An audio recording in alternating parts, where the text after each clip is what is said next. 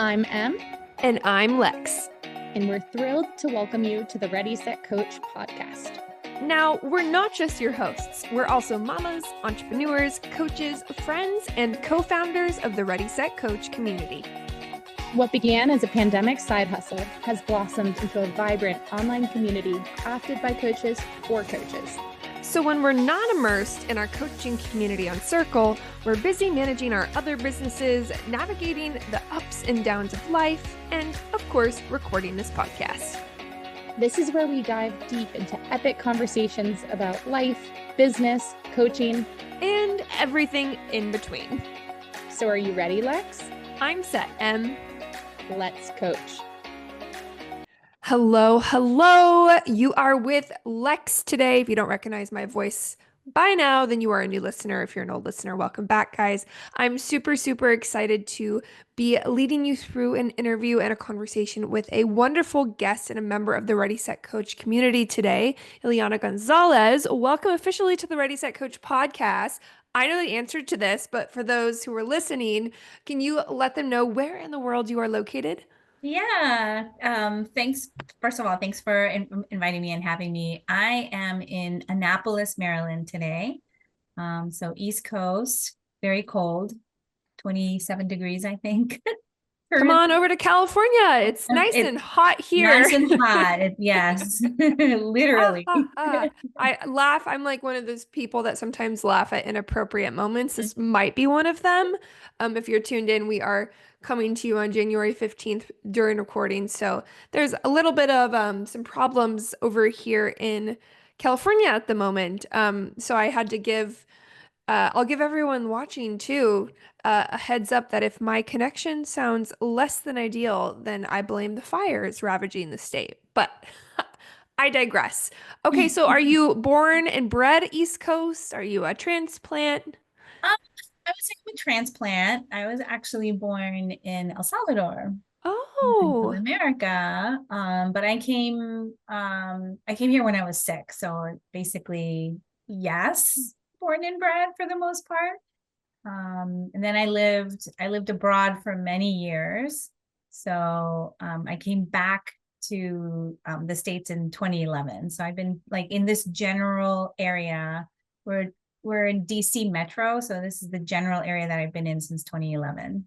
where else abroad did you live? I lived in Madrid, Spain, for almost 14 years. Wow. Okay, Yeah. what brought you there? Oh. I had gone to do a master's. I did an MBA there. And of course, I was like, oh, I'll just be there for 2 years and I'll come back. And 2 years turned into almost 14 years. I just kept looking for excuses to stay, you know. Okay, so already you're teeing up the most interesting life. So let's do this. Let us start with what you're doing today, and then we'll rewind a little bit. So, Okay. what is it that you do today? Yeah, so today I help women navigate any stage of menopause. So whether you're in perimenopause, and if I always tell my women clients, like, if you think you're in perimenopause, you are. Like, if you're like, I wonder if this has anything to do with perimenopause, then yes, the answer is you are, because it's a time where a lot of changes start happening. So I use my background and my experience in helping women navigate in a way that will make them feel stable, in a way that will make them feel confident, in a way that they can get through this stage in a natural way, without feeling. A lot of times when women are going through this stage, they feel really overwhelmed and desperate, because it's like you're just plugging holes here and there, right? And if you are approaching it from a more holistic view, you're more likely to get through it without feeling overwhelmed and frazzled. So from the holistic side, I use a framework of Ayurveda. So maybe we can talk a little bit about that, because probably a lot of people don't know what Ayurveda is. Let's pin that because absolutely I want to get into that. But first I just want to say I am not in that phase of life yet. Mm-hmm. However, I am recently went through the transition of becoming a mother, and I do feel like that transition in life is very talked about, and there Yeah. are lot of resources. Um, what I don't feel like gets as much Yeah. attention is what you're focusing on. So I'm really, really Hmm. curious about what led you to this specific line of work or this niche specifically. Yeah, I mean, a lot of it has to do with what you just said, right? That there really isn't a lot out there. There are lots of, I guess, theories about why that is. Um, so that was a major thing. And the other thing is, of course, that's the stage of life that I'm in. Yeah. And I came to the realization that I'm really grateful for my lifestyle, the lifestyle that I've really committed to over 10 years ago. And I think that because of that, I'm able to go through these changes in I guess, in a smoother way. But by no means I'm saying that I don't feel any of the typical menopause things like the hot flashes and that thing. But mm, when you have the foundation of um, a routine and a lifestyle, and you're really focused on supporting yourself with nourishment and movement, and proper sleep, you're able to really manage the things that tend to disharmonize or imbalance the nervous system. And that's basically what happens when we have these hormonal surges, right? The hormones are controlled in the same part of the brain as your nervous system. And so when like all of these shifts are happening, of course your nervous system is like, whoa, and it's really looking for that grounding and stability. So by really having the lifestyle as a foundation can help you get through it more smoothly. I really appreciate again that you're deciding to target really an underserved demographic. Would you say that the teachings and lessons that you're offering are Mhm. transferable beyond that demographic? Absolutely, absolutely. And as a matter of fact, like one of the core teachings is the sooner the better, right? Mm. And you may have heard something very similar to this belief that what you do in this decade will impact how you feel in the following decade. So whatever, stage you're in now, if you want to keep mobile, if you want to keep active in the next phase in the next decade, you have to do it now, right? Because it's like a snowball effect, and you take it with you. It's not like a switch goes off, right? Okay, I'm 45, so the switch goes off, and I start gaining weight, or I get joint pain, or whatever your symptoms, for lack of a better word, are. Um, they don't happen overnight, right? It starts way, way, way before. So the number one takeaway is, yes, the sooner you start, the better. And yes, it's going to support you throughout any stage of life. Okay, so you said about 10 years ago you adapted or shifted or maybe Yes, adopted something into your lifestyle. Let's pick up for there. What was sure. going on and what Yeah. happened? Well, my own personal journey was more of like a realization. So what happened in my case is that I would say, like on a spiritual quest, I guess. I had a lot of unanswered questions. I had a lot of things that had never really been fulfilled through my religious upbringing. And so when, I started looking outside of that, and I found that there were a lot of things that resonated with me. And that's initially what drew me to Ayurveda itself. Um, so that I think that is kind of unique because I don't have the typical story that a lot of other, health related coaches have, where they're like, oh, I was really sick and I couldn't figure out what it was. And, my own personal journey was a little different in that sense. But I would say like the thing that really resonated with me the most in my head and in my heart was this idea that I have agency over my life and how I choose to live it, and that everything that I do will impact everything else in my life in so many, in so many ways. And so I really began on this path and this commitment to be very cognizant of that and be very aware, and not just mindlessly, I'm just going to do whatever because it doesn't matter, blah, blah, blah. I decided to really commit to the idea that no, actually it does matter, because I'm going to pay for it in some form or another, right? My body is eventually going to say, no, no more. Yeah, the butterfly effect, which I deeply believe in. Exactly. And it's so funny that you mentioned that, Lexie, because that is probably one of the most truest statements as far as Ayurveda, because Ayurveda is a natural science. So it follows the laws of nature. And one of the most important laws of nature, of course, is that nothing happens in isolation, that everything is affecting everything else. And that's exactly what the butterfly effect is about, right? Yep. And even more impactful in the sense that it doesn't even have to be like a big thing. It could be a little tiny thing. And a lot of times it is. It's very subtle, which is exactly why it's a problem, because we're not aware of it. Because we're running around all the time. We're busy. We have work and our family and all this other stuff. We don't have time to pay attention to the little details that our body and mind are trying to tell us.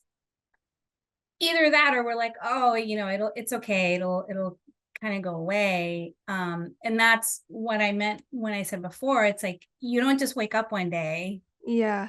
Right. So these things they've been happening for a while. And so going back to, me personally, I think that was like the biggest thing, is that I am responsible, and I will be very, very intentional in how I feel, because I do want to stay, mobile and active, and I want to feel good for as long as possible.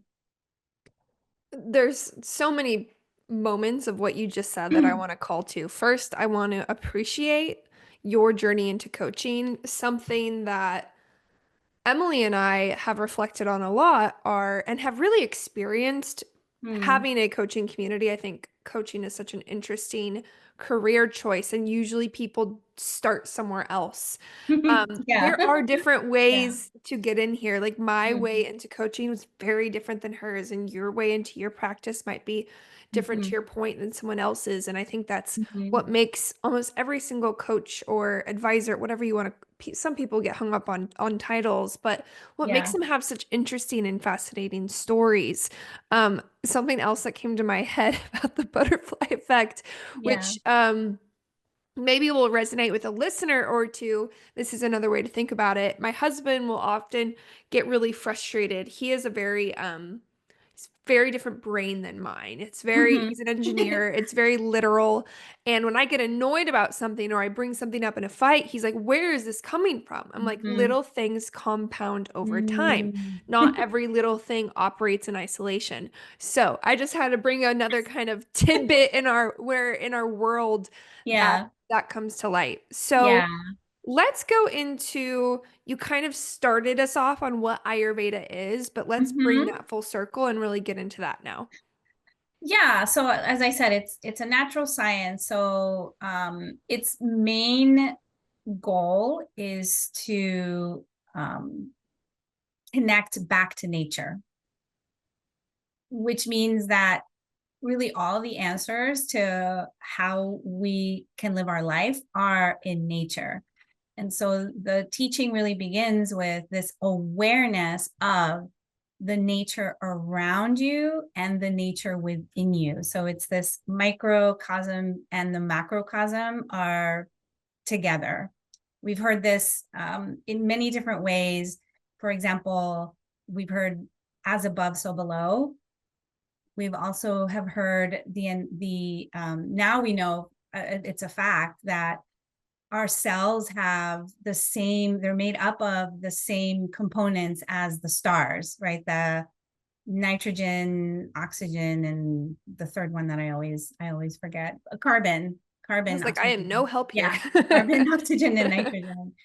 And so if you were to take a little teeny tiny portion of a star and put it next to, that little teeny tiny portion of our DNA, it's basically the same thing.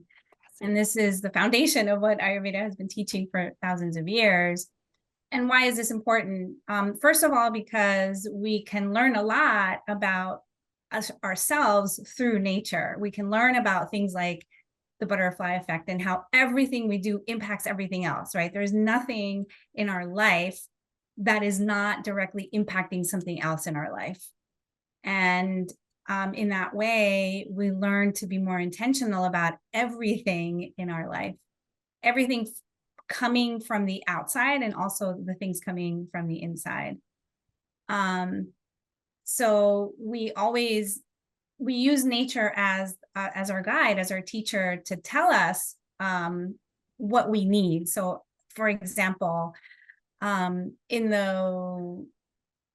you were to go to a farmer's market in the fall, right? If you go like in October, November, you'll find things that are very grounding, things that require heat to cook, things that are going to be very nourishing for your body because it's winter, at least where I live, maybe not in Southern California where you live. We're weird. We can just put us as an asterisk life. But if we pay attention to that, then we understand that that's what our body needs as this season, changes. Whereas if we were to go in the spring and the summer, we would find things that it's okay to eat raw, where you don't really want that kind of food in the winter months. You would see like a lot more different colors. Like, in other words, we can use nature as a way to understand like what it is that our body is needing in every season. One of the biggest ways that we come back to nature is by following what in modern times we call the circadian rhythm, which is basically that rhythm of the sun and the moon, right? The dark and light, which every single time of the day is informing our brain, it's informing our nervous system as to what physiological activity needs to happen. But what happens is that because we have artificial lights, and because we can do anything at any time of that 24-hour cycle, over time it becomes disrupted. And we have a term for that now, where they're called lifestyle diseases, like diabetes and heart disease, which is the number one killer in this country. People die from heart disease. That is a lifestyle disease. A lifestyle disease is something that is caused when because of that circadian rhythm disruption. So anyway, these are just some examples of how we can really use nature as our ally for long-term health and well-being, but you can only do this when you're intentional about it, right? Hey everyone, Lex here. And Em. And if you haven't heard, we did something pretty darn cool. We sure did. We launched a completely free community built specifically for coaches. Say it again for the people in the back. We launched a free community for coaches. Tell them quickly who it's for and what we're doing inside, Lex. Sure thing. So it's for anyone from the coaching curious to side hustlers to coaches ready to scale. And through the virtual platform that we've built, we've created a safe and fun space to learn, launch, grow, connect, ideate, collaborate, vent, and evolve together. Nailed it, Lex. Now, while it's free, you must apply in order to gain a free membership. You know, so we can make sure everyone inside is awesome, like us. Apply today at readysetcoachcommunity.com. So I'm very curious, high level, how does this come to play in or when you work with people in the practice? So what exactly are you doing with an individual in your practice? Yeah, that's a great question. Usually they will come to me with a complaint, right? I'm not sleeping well, or I have XYZ digestive problem, which, by the way, these are like the common, the most common things, right? And so we'll deconstruct that and kind of work backwards. So let's just say, okay, I have sleep issues, right? But I want to know everything that happens leading up to your bedtime. And then I want to know everything that happens like when you wake up, because again, like everything that you do is impacting everything else, right? So actually the way that you wake up in the morning is going to impact the way that you go to sleep at night. And then again, like the way that you go to sleep in that night is going to impact how you wake up in the morning, right? So I basically want to deconstruct everything that happens in your routine. And then together we decide if there's like the thing, right? The one thing that you can change right now that will gradually help you sleep better. And that could be anything from like, don't drink caffeine after 9 a.m. or, don't have a heavy meal before you go to bed. Or maybe it'll be try this herb, or avoid this food. So there is no cookie cutter answer, of course, but it's basically finding a feasible, reasonable, and sustainable shift that you can start making in your lifestyle that will have that impact, that will have that butterfly effect, right? Because if you change the one thing, it's impossible for everything else not to change as well. And eventually we want to be in a place where you're following that routine in a very natural way, because that's your foundation for aging. That's what's going to take you into, the long term. So first off, guys listening, if you are like, wait, let's go deep into this topic, we will include all of her resources and links and website in the show notes. So I really encourage you to reach out. But I do want to take a minute and flip your hat for a second, right? So we talked a lot about you as a practitioner, and I want to talk a little bit about the business side. Something that Emily and I have reflected on is there are certain types of coaches who have I guess, a less challenging time going to market or selling or marketing their services. Usually, a business coach feels pretty clear to most people. There's an ROI. When we start getting into the less tangible industries or the health related industries, we hear a lot more stories. And I am just curious about what your experience has been overall, because even though Ayurveda, to your point, has been around for thousands and thousands of years, I don't know, is it something that everyone knows and is looking for, and it's a flood of everyone knows that's what they need, or has it been a challenge? I love that question because I can totally relate to it. And you have to understand that I started my practice in 2011. Nobody knew what Ayurveda was back then. And that was it was like probably the biggest hurdle I had to conquer, because, how do you explain something so profound to somebody who's never heard of it? Now, of course, 14, or it'll be 14 years in April since I started. So 14 years later, I'm totally aging myself. Now Yes, I would say maybe 75% of people, they would say, I've heard of it or know a little bit about it. So, that wall has come down considerably, and to the point where I meet more and more people who have had some exposure to Ayurveda. So if I were to start my practice now, I I think that I would have a head start in that space.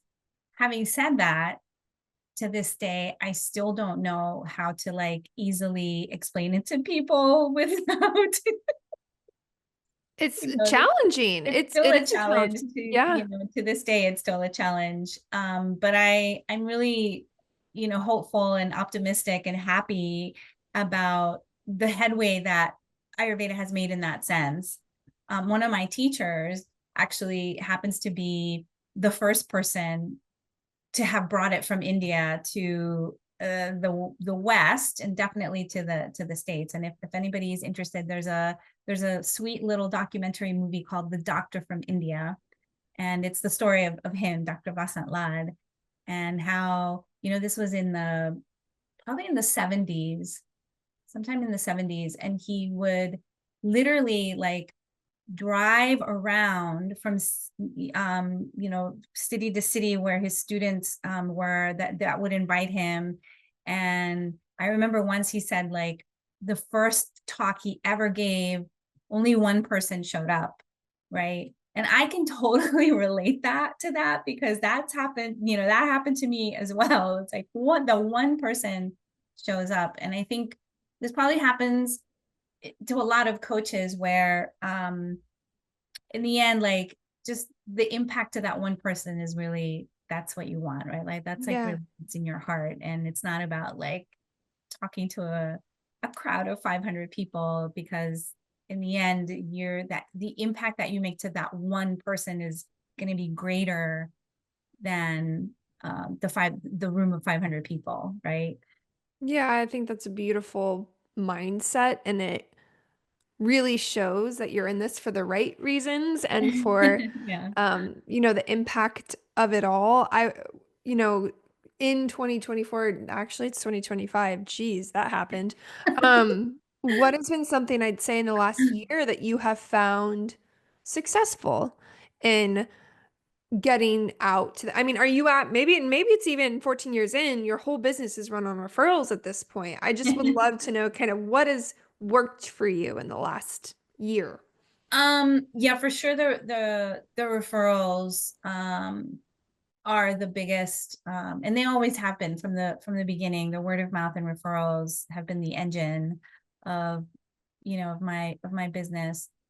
um in this past year, I would say, and probably, like during COVID, of course, this was very different, but in the past year, I would say, like, the more in-person, hands-on, like face to face with people, talking to them, maybe showing them a little bit about, because there's a I also offer a therapy. It's a very specific Ayurvedic therapy. It's energy therapy, and you like touch certain parts of the body with acupressure, and just like showing people in person what that is and how it feels, and let them experience. I think that's helped a lot. I think maybe people are ready for that once again, right? After Yeah. they're really craving that, the in-person experience. Well, especially for something that your craft that I Yeah. feel like in person versus sitting behind a screen Yeah. makes such a difference. Whereas someone in, a situation like mine where I do more public relations and business development coaching, yes, in Mhm. person is has its benefits, but I'm not needing to touch, as I touch the camera, Right. touch anyone to get my point across, right? Right. Um, Mhm. yeah, okay. Well, thank you for sharing that. And I know, again, we're barely scratching the surface here, but at the end of every Ready, Set, Coach podcast episode, when we have a guest on, or if it's just Em and I, we Yeah. wrap up with homework. So, and what I mean by that is we like to Ooh. give our listeners a piece of homework, and we could go a whole lot of different ways here, and I'm fully putting you on the spot. That is the nature of this show. But if someone wants to, maybe it's begin their Ayurvedic journey or what have you, what would be their first step or a piece of homework you can offer to them today? Wow. There's so many different things. I'll mention a couple Okay. because those Extra depending credit. on That counts. extra credit, that's right. Because depending on which one you do, it will take you in a kind of like a different direction. So the first thing they could do to kind of like wet their toe into the vast ocean of knowledge that is Ayurveda, you go to a website called banyanbotanicals.com. That's banyan like the tree, Banyan, botanicals with an S.com. And first of all, they have a ton of just information about Ayurveda, but there's a section, there's a little button somewhere on the site that says take the dosha quiz. And you enter that quiz and it'll walk you through a series of questions. And at the end, when you finish the quiz, it gives you the result of what your dosha is. And this is like the most, I guess, well-known part of Ayurveda. People will always like, oh, this is my dosha, or I really want to know what my dosha is. And a dosha is basically it's an energetic template of what your constitution is, what your own true nature is. And why is this important is because it predefines your tendencies, it predefines your patterns.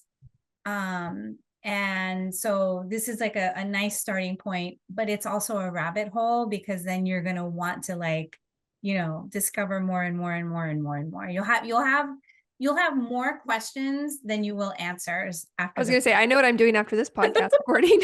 Yeah, you'll have a lot more questions than answers. So that's one thing.